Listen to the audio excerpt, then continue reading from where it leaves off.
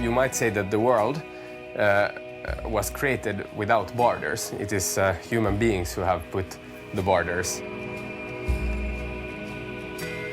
Nationalism has been the most destructive ideology that humanity has seen. So I really think that it's a good thing what is happening with globalization. In the same time, there has been inequalities created. There has been, and the pace of change has been very fast. And sometimes it's difficult for people to cope with the change of pace, that things change very quickly in society.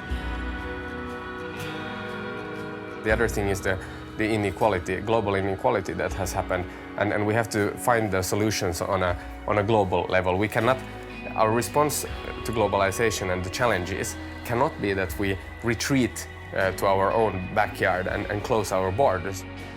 Because the world and Europe today is not like the world and Europe was when the last generation served in parliaments.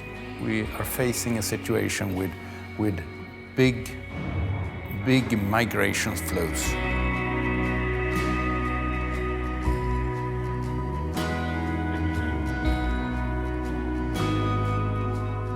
Migration flows that creates another Europe, where different faiths exist at the same time.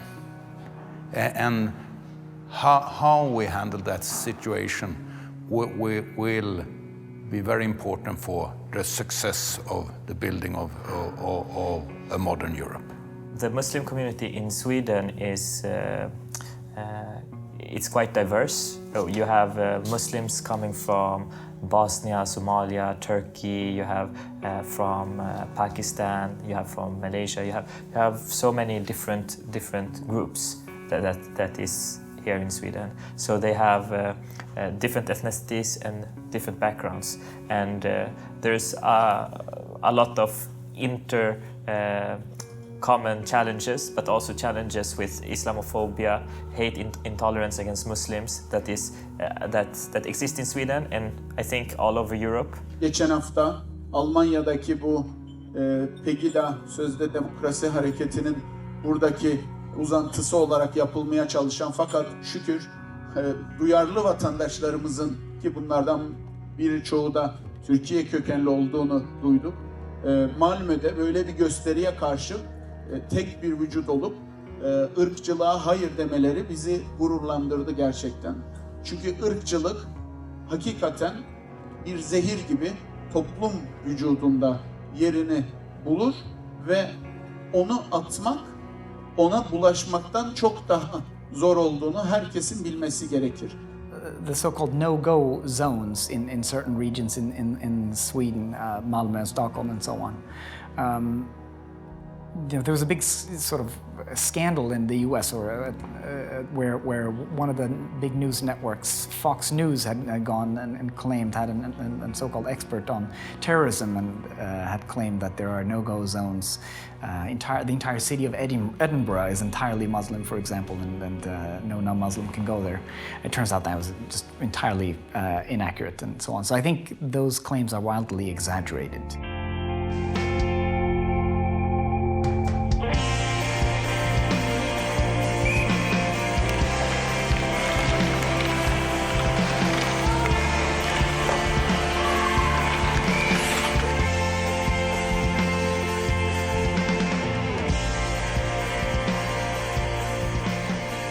Göteborg'un en kötü mahallelerinden değil, en iyi mahallesine taşındık.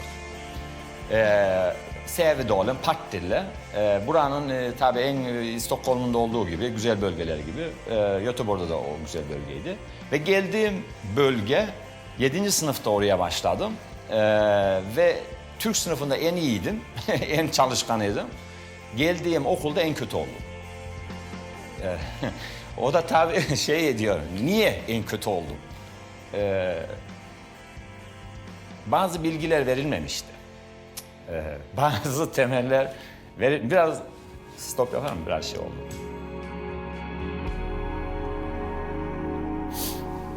Yaptığımız çalışma da bundan zaten. Biraz kusura bakma.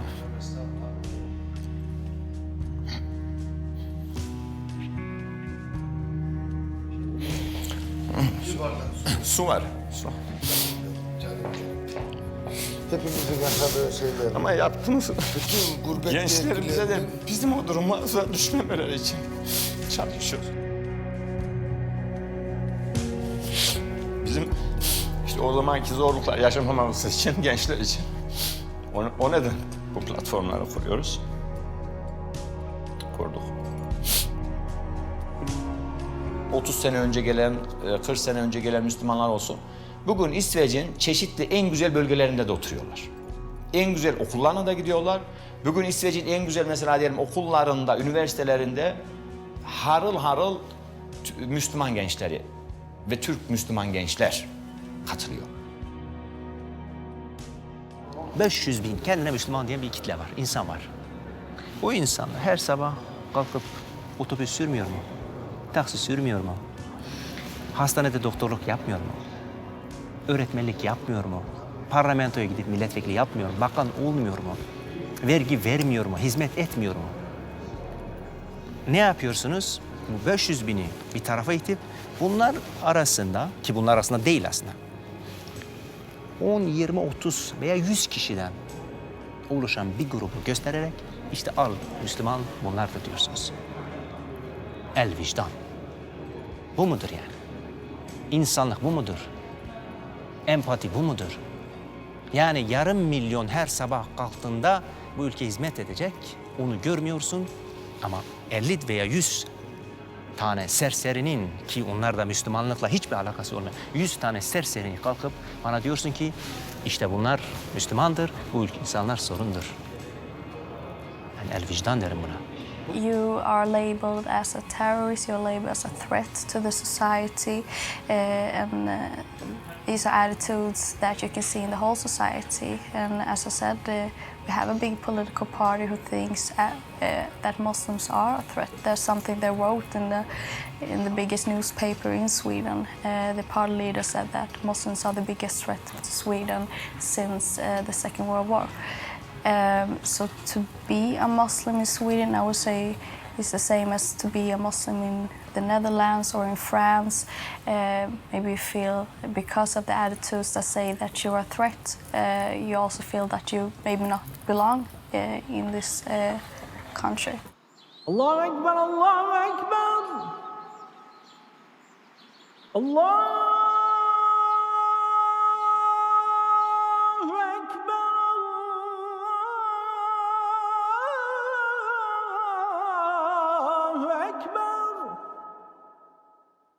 Eşhedü en la ilahe illallah. İsveç, Norveç ve Finlandiya merkezi Avrupa'ya bakarak biraz daha şanslıdır. Özellikle İsveç'in son 200 yıldan beri savaş taraftarı olmadığını söylersek bu cümlemiz daha net bir şekilde anlaşılacaktır. İsveç devlet politikası olarak savaşlardan genelde uzak durmuştur.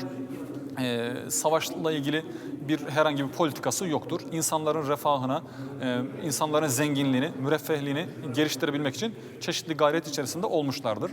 Stockholm'u gezdiğimiz zaman, İsveç'in diğer şehirlerini gezdiğimiz zaman da bunu daha net bir şekilde anlayabilmekteyiz.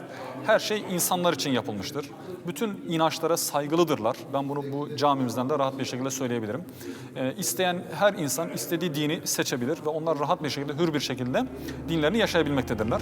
Zweden had tot in de late jaren 80 het meest liberale vluchtelingenbeleid in Europa, waardoor vele moslims zich als vluchtelingen hebben gevestigd. Bijna 50% van de Zweedse moslims woont geconcentreerd in en rond de steden Stockholm, Malmö en Göteborg. Zweden heeft zich altijd willen zien als een homogene en egalitaire samenleving. Maar het is onduidelijk of dat ook lang zo blijft. Want de ongelijkheid groeit er het hardst van heel Europa. Net als in de rest van Europa staan migranten, laagopgeleide en jongeren, vooral jongens, er het slechtste voor. In werkelijkheid heeft het land ook veel moeite om minderheden te integreren. Onderzoeken tonen aan dat er voor migranten heel veel wilskracht, doorzettingsvermogen en geluk nodig is om in Zweden de loonkloof, de opleidingskloof en de etnische kloof te overbruggen. There's been a trend in Sweden as in elsewhere, of course, in Europe, of increasing concerns and certain segments of the population being worried about Islam in Sweden. And one of the results, I think, is that we've seen that the Sweden Democrats, a party now in the Swedish parliament, which has run on an anti-Islam platform, I would say, to a great extent, has been growing. So there are challenges, and of course the conflicts in Afghanistan, the war in Iraq 2003, and terrorist attacks and so on. All of these issues are on the public's agenda. They're discussed in media, and combined with challenges of integration and migration that any country faces, it means that there is a discourse in Sweden, or a debate in Sweden, about Muslims in Sweden and their place, and how to best integrate our new Swedes. I learn a lot from being with people who don't look at the world as I do, who don't believe in the Quran as I do, who don't believe in Islam as I do, and so on. And I learn, and I have more in common with them. I have more in common with my Christian friend who believes in loving people, who believes in respecting other peoples, than I do with Osama bin Laden, who thinks that, who thought before he was killed, that you should blow up people. So for me, it's not about other people's religion. It's not that led me to know these people. It's because of their character, because of how they view the world as I do. Müslümanlar İsveç'te yaşamaktan önceki yıllara göre daha az mutlu diyebilirim yani. Çünkü önceden çok daha mutluydu ama bu son yılın gelişmeleri pek insanları şey yaptı aslında, çok yordu. Duygusal olarak da çok yordu. Herkes artık işte nereye gidebiliriz, ne yapabiliriz diye düşünme ve gündeme gelmesi bile acı aslında. Yani artık memlekete mi taşınsak işte, yoksa ne olacak gibi. Çünkü şimdi korku yayılıyor. İşte o bir tane camiyi mesela yakmaya teşebbüs ettiler. 70 kişiden fazla insan varmış içeride. Şimdi o insanlar orada yanabilirdi de. Mesela bunu bilemiyoruz mesela. Yani çok büyük bir olay. Muhakkak ki Allah adaleti, iyilik yapmayı, uzak ve yakın akrabaya bakmayı emreder. Hayasızlığı, fenalığı ve haddi aşmayı da yasak eder, tutasınız diye sizlere öğütler vermektedir. Biz buraya devlet tarafından gönderiliyoruz. Fakat yeterli dil eğitimimiz yok. Bunu açık bir şekilde ifade etmemiz lazım. Camimizde her hafta olmamakla beraber vermiş olduğumuz hutbenin İsveççesini de bir kardeşimiz tarafından okutturuyoruz. Bunu her hafta yapamıyoruz. Teknik nedenlerden dolayı, yani hutbelerin İsveççe'ye çevrilmesi probleminden dolayı. Bunu her hafta yapamıyoruz ama gelen kardeşlerimize de zaman zaman haftalık hutbeyi İsveççe olarak okutuyoruz. Onlar da bundan faydalanabiliyorlar. Islamophobia is different from racism, but it also is a form of prejudice, and as such it affects innocent individuals who are judged according to some idea held by other people about, you know, what that kind of type of person should or can be expected to be like. And if those are negative stereotypes and negative expectations, that's unfair, and it makes it, you know, it has an impact on discrimination, for example. I think we see it as I mentioned, on the job market and in other places in Sweden. Beni zorla camiye göndermiyordu ailem. Dinimle ve kültürümü öğrenmek için. Fakat gene de gitmemi istiyorlardı, çok istiyorlardı çünkü yani öğreneyim diye. Yani mesela benim komşumun çocukları nasıl çocuklarını kiliseye gönderiyorsa öğrensinler diye. Ben de aynı şekilde gittim ama şimdiye bakaraktan maalesef yani çocuklar deyince istemiyorum falan diyorlar, gitmek istemiyorum diyorlar camiye. Aileler hiçbir şey demiyor. Ya üzülüyorlar hani çocuklar uyusun da bir şey olmaz gitmesinler diye. Ama bence çok önemli öğrenmek için, yani dindar olmak için değil burada. Ön yargılar çok.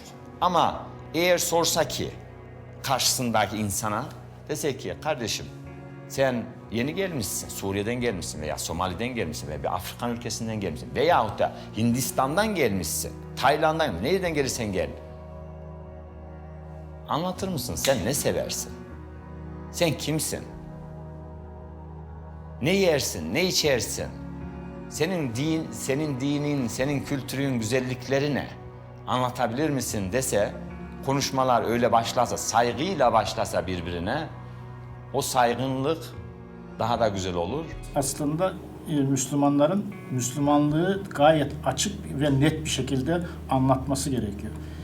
Bence medyanın yansıtması, medyanın ama bu arada bizim de suçumuz var. Şöyle bir şey, İslam'ı tam anlatamıyoruz. İslam'da en büyük suç insan canına kıymaktır ya, adam öldürmektir. Adamı öldürürken Bismillah, Allahu Ekber diyorsa bu adam Müslüman sayılmaz, Müslüman olamaz. Allah'ın adını alarak adam öldüren Müslüman olamaz. Yani bunu biz hepimiz bu görevi üstlenmemiz lazım. 1 op de 4 migranten maakt zijn school niet af. 3% van de Zweedse kinderen is arm tegen 40% van de migrantenkinderen. In Stockholm wonen de meeste migranten in de tuinsteden langs de blauwe metrolijn. Het zijn betonnen flats van tussen de 3 en 7 verdiepingen die werden gebouwd in de jaren 60 en 70. Dat rijk en arm apart wonen is in alle Europese steden het geval. Stockholm bestaat ook nog uit eilanden en heeft uitgestrekte groengebieden tussen de wijken. There was one lady who said that she can't shake hand with a man, for example, and they fired her, and then it went up for court for suing. And in the end, they settled out for an amount of money. So she got some just for this discrimination. So there are questions regarding the Muslim societies and the religion and the differences between Sweden, I would say. The images that are revealed in many of these cartoons are quite xenophobic, quite portray Muslims and sometimes Arabs in very stereotyped ways, and they build on a very old European and Christian tradition of anti-Islamic rhetoric and stereotypes. So in that sense, it's quite legitimate when people went out, and as I did also in Sweden, and criticized drawings and publications of these cartoons. Yani ifade özgürlüğü tabii ki olacak. İnsanlar istediği gibi konuşabilsinler, istediği gibi kendilerini ifade edebilsinler ama bu kutsalları bu şekilde alay etme, yani herhangi birisi konusunda alaya dönüştürecek, rencide edecek seviyeye de düşmemesi lazım. Çünkü yani onun bir şeysi olur, yani bir gayesi olması lazım neticede. Yani sen onu yaparken niye yapıyorsun? Yani o sadece kendini tatmin etmek için mi? Yoksa bir amaca ulaşmak için mi yapıyorsun? Onun için de bunun arka planında tartışılması gerekiyor, düşünülmesi gerekiyor. Ondan dolayı biz yani bunu gündemde tutuyoruz yani çalışmalarımızda. Biz de tabii ki olabildiği kadar insanlar dediğim gibi kendisini ifade etsin ama başkasının da hakkına, başkasını rencide edebilecek, başkasını küçük görecek, başkasını alay edecek seviyede düşmemesi lazım diye düşünüyorum. I am playing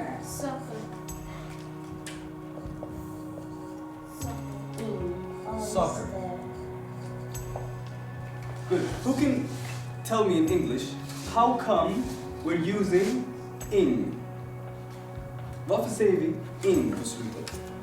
För att det är ingen lång mening. Det låter play. Vi ska låta in, play. Och det där är så här, lite så här lång. Since maybe I would say 6 years ago, 6-7 years ago, there started a lot of new schools that are focused on Islam, for example. and that mainly all the students are Muslims going to that school. And then that school's actually focusing more on just Islam. So they're having some lessons just about Islam and also time for prayer and so on. Whilst in non-Muslim schools, there may not be halal food, no consideration for people to pray. Also here, you're able to learn, if you want, to read the Quran. You're also able to learn more deeply about Islam, if you want. And there's also, you know, a bigger understanding about the Muslim identity, Muslim cultural issues and sensitivities. What's happened? He fell off an elephant. Very good. You can have a seat.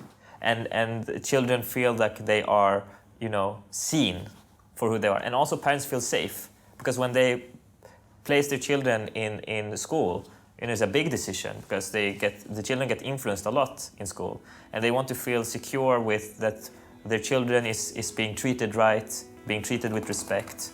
And I think a Muslim school can offer that, whilst non-Muslim schools sometimes, you know, people can be subjugated for intolerance, hate, ignorance, racism, you know, in a way that they won't in a Muslim school. Finland heeft meer dan 5 miljoen inwoners en is een van de dunst bevolkte landen van Europa. Bovendien is de bevolking ook nog eens zeer ongelijk verdeeld. 1/5 van de Finse bevolking is geconcentreerd in de hoofdstedelijke regio rond Helsinki, dat daarmee als de enige echt grote stad van het land wordt beschouwd. De grootste buitenlandse bevolkingsgroepen zijn Russen, Esten en Zweden. Daarnaast bevinden zich relatief gezien opvallend veel Somaliërs en Koerden in Finland, met name in Groot-Helsinki. De islam werd geïntroduceerd in Finland door Baltische Tataren aan het einde van de 19e eeuw. Sinds het einde van de 20e eeuw is het aantal moslims in Finland sterk toegenomen als gevolg van de immigratie. De meeste moskeeën zijn meertalig, maar de meest gebruikte talen zijn meestal Engels en Fins. Religieuze diensten worden gehouden in het Arabisch.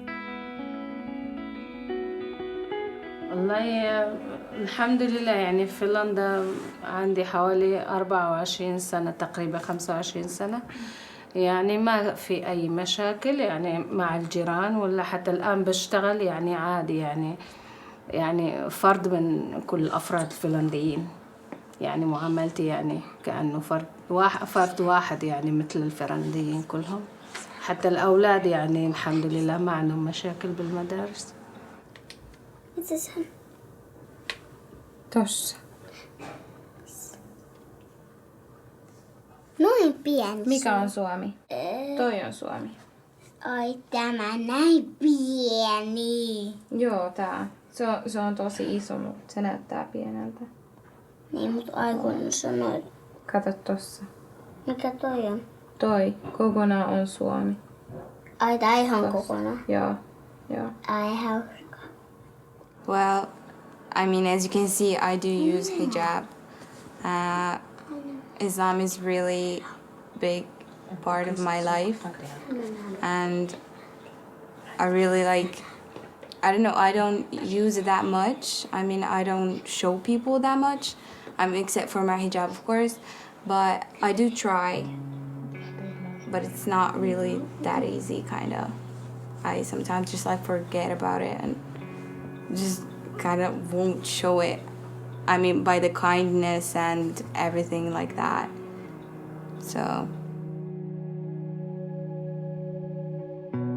We have a very young tradition of having a group of or people belonging to this religion, because we have had very little migration in Finland traditionally. So it's a pretty new thing if you compare to other Nordic countries, certainly if you compare to Sweden, for example. So it's new a bit for Finnish people, the fact that we have people with different religious beliefs in our society.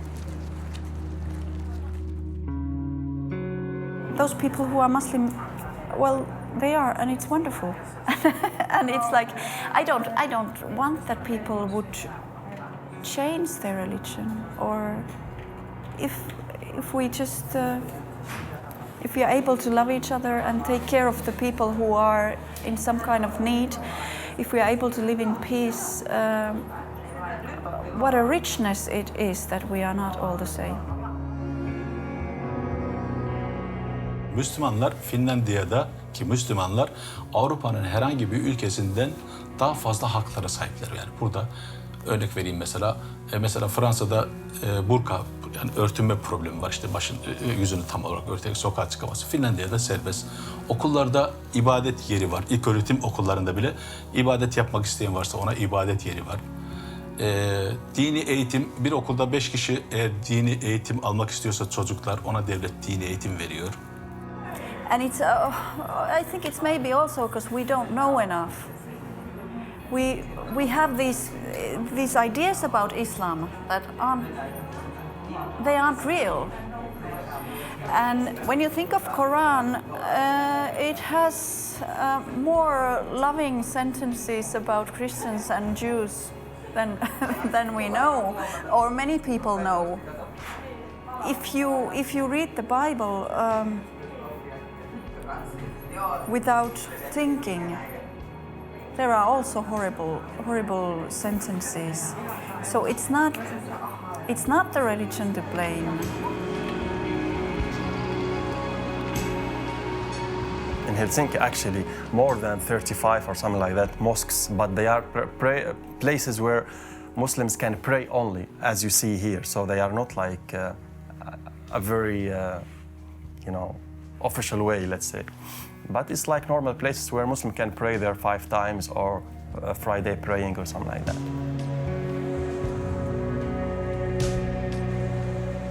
الأول لما أتى هون يعني ابني سألني يعني هل البنت والله في فنلندية بنت، قلت له لازم تؤمن، يعني لو تؤمن بالإسلام والدين يعني كله ماشي، ما عندي اعتراض. ولكن إذا كانت يعني في نفس الطريقة يعني نصرانية، والله لا، أنا رأيي قلت له لا، ده ما يجوز هذا، سبحان الله. Nowadays matters that people like, for example, they don't practice Islam, and in 1 year just they feel like, yeah, we need to go to this way or to that way. We see it like that's the right or that's the true Islam. But it's all a question of let's say social media, or it's also the new technology of fast information about Islam. Yeah, you can watch video here, you take that attention, yeah, this I feel myself here, yeah. Because you see that the most of people, they are just taken by their, let's say, drama way, So people get extreme because of their lack of knowledge.